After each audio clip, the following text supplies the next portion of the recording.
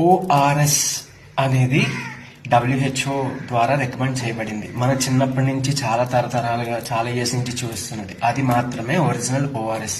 ORS L అని లేకపోతే ఇంకేదో పౌచెస్, డ్రింక్స్ లిక్విడ్ ఫామ్ లో ఈవెన్ మెడికల్ షాప్స్ లో కూడా దొరుకుతుంది. తర్వాత కిరాణా స్టోర్స్ లో దొరుకుతుంది. అది అస్సలు తాగకూడదు. ఓఆర్ఎస్ ప్యాకెట్స్ ఏదైతే వస్తున్నాయో శాచెట్స్ పౌడర్ గా ఉంటాయి కదా, ఎలక్ట్రోల్ అని ఓఆర్ఎస్ అని అట్లా, సో అది మాత్రమే వాడాలి. ఎందుకనంటే ఒకవేళ డయేరియా లేదంటే లూజ్ మోషన్స్ అట్లా అయ్యేటప్పుడు మీరు ఈ ఓఆర్ఎస్ లో అవన్నీ అలా కమర్షియల్ గా అమ్మేవి ఆ డ్రింక్స్ అవి తాగారనుకోండి, ఇంకా ఇంకా కండిషన్ చాలా సీరియస్ అవుతుంది అనమాట. సో అందులో ఇంకా యాడెడ్ షుగర్స్ ఉంటాయి, చాలా ఉంటాయి. సో అవి చాలా చాలా డేంజర్.